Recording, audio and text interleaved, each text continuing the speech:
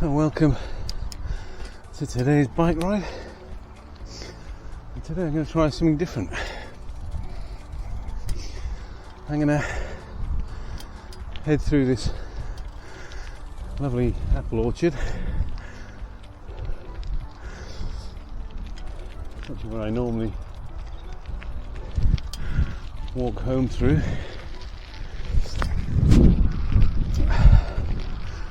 I'm going to head towards the Crab and Winkle.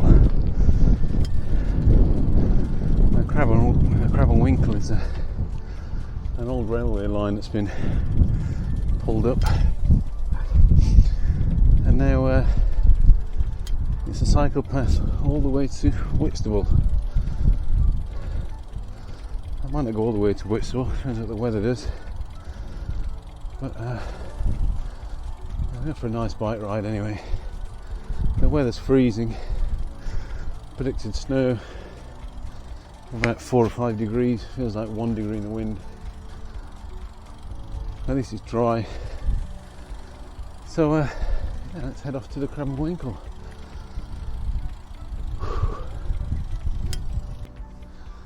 Not what you can see, but right over there's a water tower on top of the hill. And that's where I'm heading. That's up by Kent University, and that's where we're going to start the Crab and Winkle bike ride.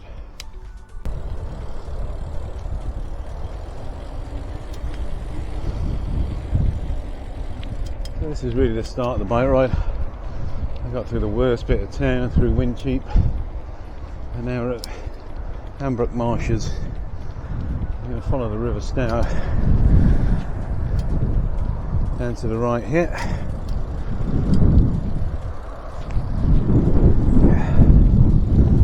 and head towards Hambledown.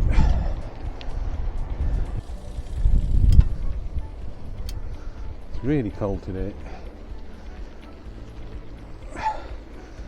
It's snow forecast for tomorrow. I suspect there'll only be the slightest of flutters, but that's how cold it is. Beginning of March 2023, starting off freezing. It's amazing because the first few minutes I set off I really wasn't up for this bike ride. It was cold, overcast, grim. In 10 minutes I'm really into it. Really glad I came out. I finished my working from home, and I was going to settle into biscuit munching time. So getting out is perfect. So I don't know if I ever mentioned why I really started cycling again. Well, I always cycled, but I've really taken it up a notch recently and doing a lot more cycling. It's because, well, after COVID, I think I caught long COVID.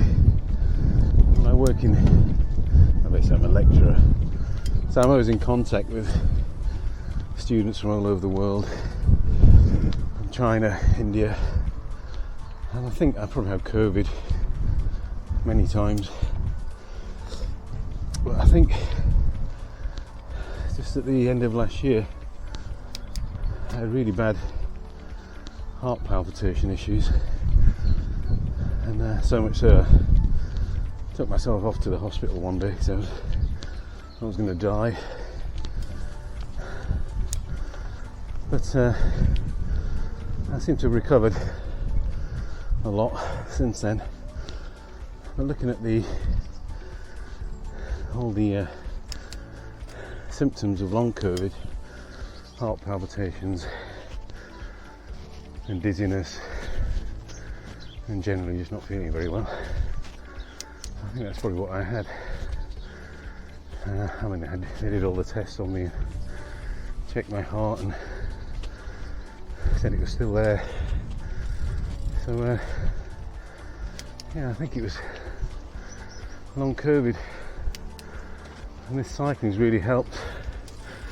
And the heart palpitations have definitely reduced, and I just feel overall a lot fitter from doing these cycle rides. I mean, really, 3 months ago I couldn't walk to the end of the road. It was that bad. I don't think I'd ever be able to ride again or do anything. So, yeah, doggy. That's why I've started doing a bit more cycling. Right, you got well-behaved dogs. Yeah, not too bad.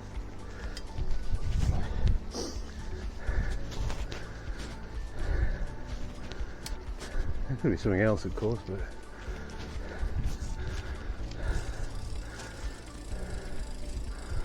reading around and asking what other people have had sounds very similar to what other people have experienced for long COVID, but I know people are still on walking sticks with long COVID.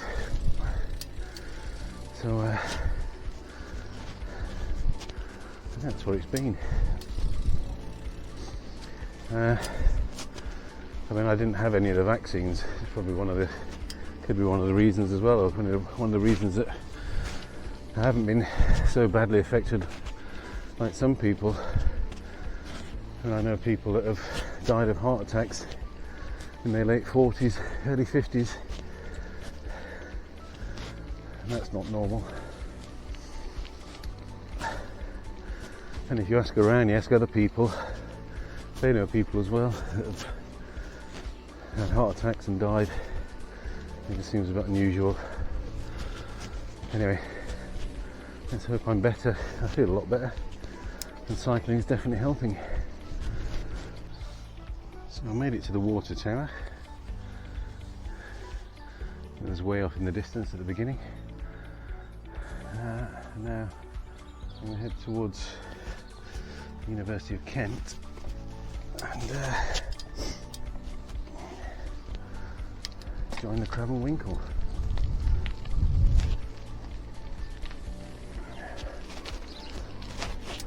It's a nice cycle ride this, once you get away from the town centre and the busy road.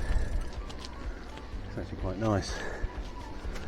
It's difficult to come up here with kids. I think your best option would be to come at the weekend and park in the car park at the top of the university here, and then cycle from there. I won't bring my kids on their bikes up here, ever. Far too dangerous. I mean, look at this, there's a cycle path here. But in 2 seconds, it's just going to disappear and you're on the road again. So these traffic lights. Cycle path ends. It starts on the other side of the road. It doesn't go far.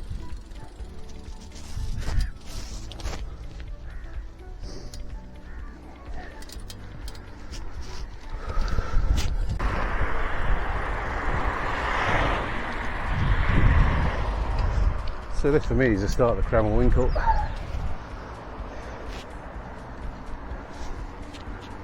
It's pretty much, well, after this little section of tarmac, it's gravel and off-road all the way down to Whitstable. Let's see if we can get there.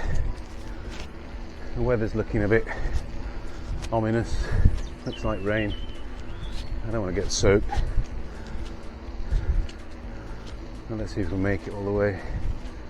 It's a great track to bring your kids on.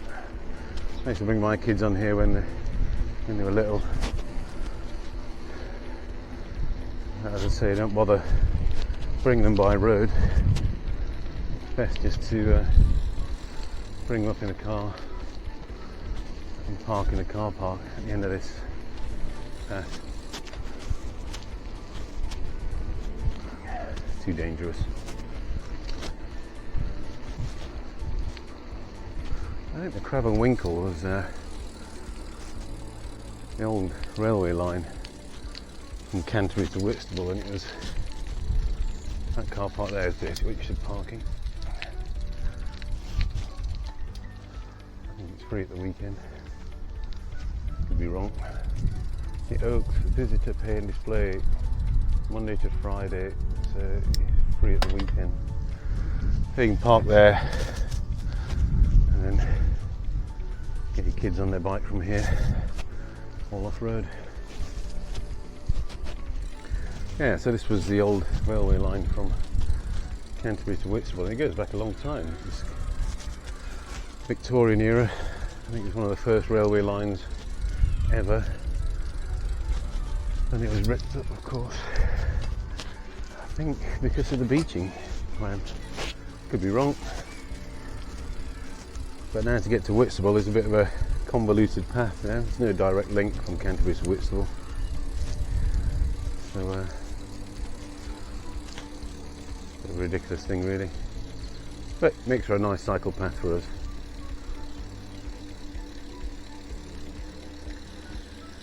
Nice and quiet. Nobody's mad enough to come out today, just me. This is a little dangerous part of the cycle line coming up now, because you've got kids and you're cycling along here. It suddenly turns into a road, and it can be quite a busy road. It's a country road, so people can be travelling at 60 miles an hour, and it's a blind corner like that.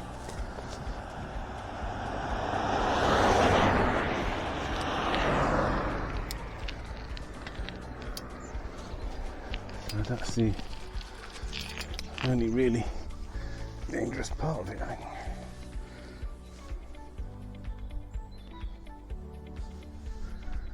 So Clouds Wood, Whitstable 4.5 miles. National Cycle Network 1.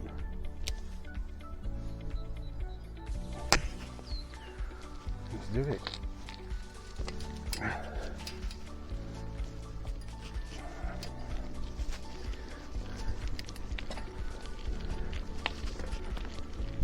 Yeah, going back to the COVID thing,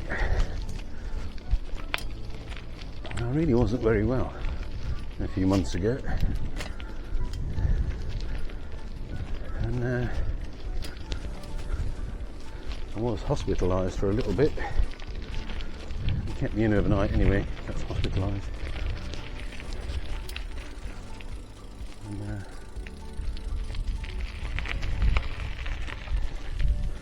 I was really worried. They're talking about heart attacks and everything. I think with exercise and changing my diet a bit, there's no way I could do this kind of cycling 2 months ago, 3 months ago.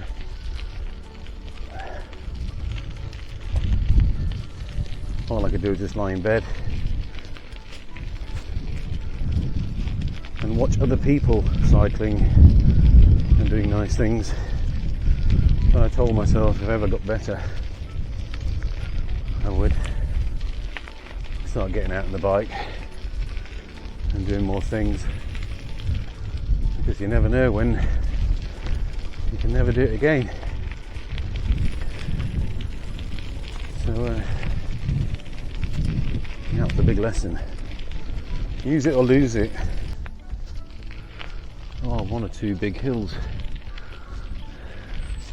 If you're coming along here with kids, so make sure they're up to it. Make sure their bike's up to it. I remember taking my son along here years ago. We got puncture in the middle of nowhere. I didn't have a puncture kit or anything,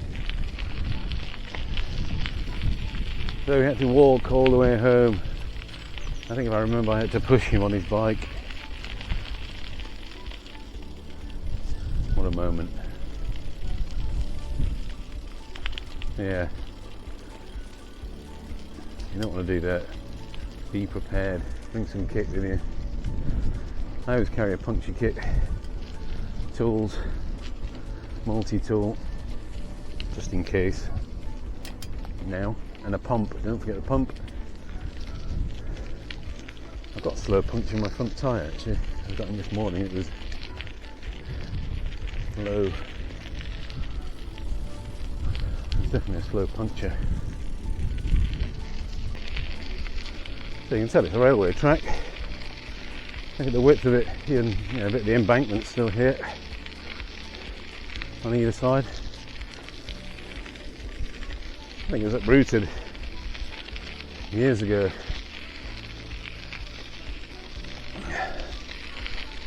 But there's little bits that can still identify it as a railway track. I think the railway line probably went straight on there. And we head around this corner. Or maybe this still is a railway track. Can't believe it went round that corner there. The original steam engine, I think it's Stephenson's other rocket was on this track. It's now in a museum in Canterbury. I remember it's a replica.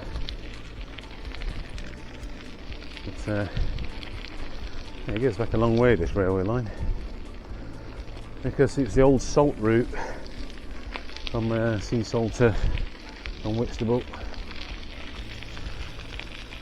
where they transported salt before they could make it chemically. There's all the salt flats in sea salter. And back then salt was a precious commodity. It's worth its weight in gold. And it was transported from here all over the country. Back in the day. Going back, isn't it, really? I mean, people want proper sea salt now rather than the chemically produced stuff. So I think there's a potential business there. Sea salter, sea salt. This is an interesting area down here. This is the old pond, refueling pond, water pond, whatever.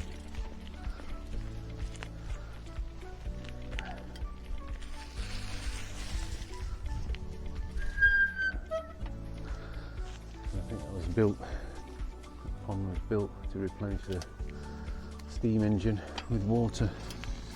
I might even tell us something about it here. There it is. Winkle connects Canterbury and Whitstable once again.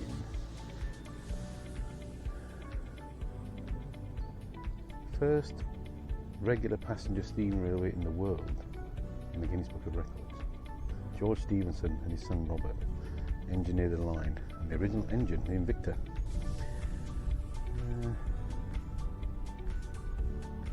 Yeah, it wasn't powerful enough to pull the train up the hill that we're going to go down in a minute. It had a winding engine here or something.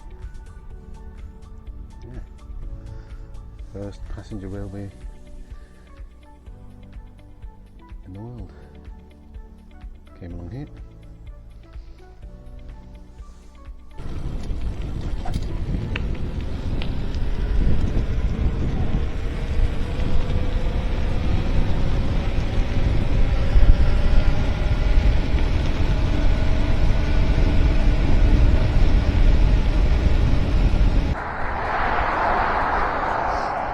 That's the road to Dover.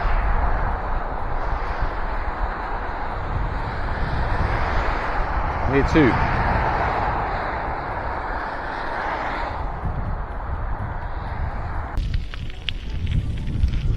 So we're coming into Whitstable now.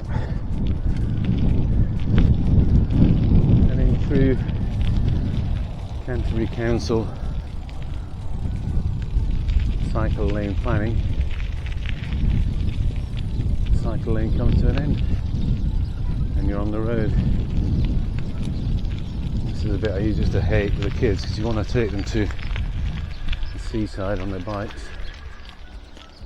But now you're on a country road with tractors and all sorts of speeding cars. You can take them on the path, I suppose, but it's frowned upon.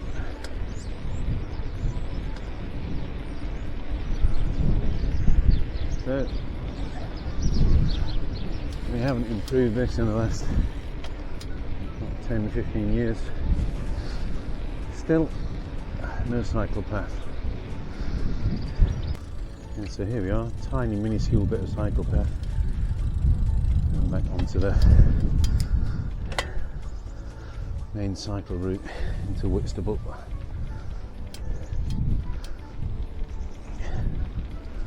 It's not nice road through here, to be honest.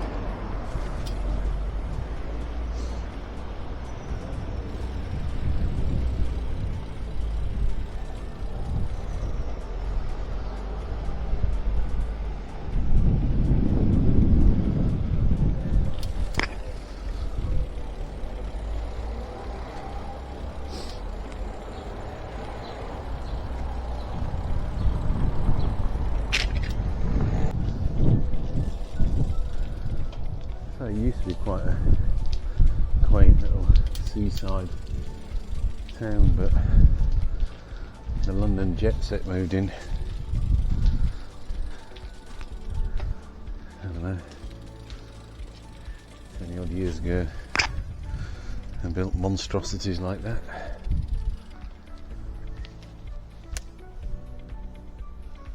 That wasn't there last time I came. What the hell is that?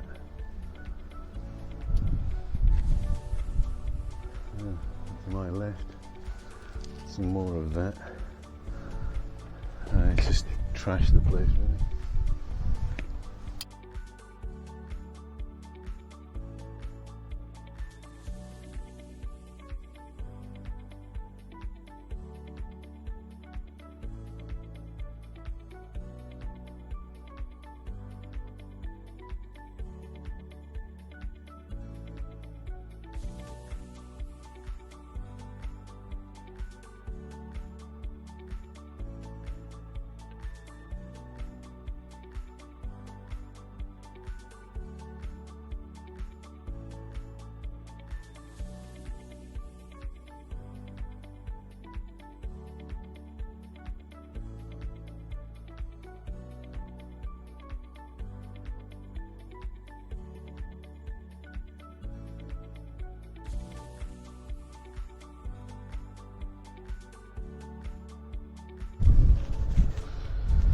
Whitstable Harbour.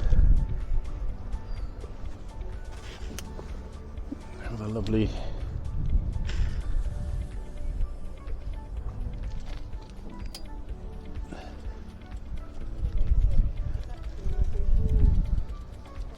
factory eyesore type thing. What the hell is that? Something really, really ugly.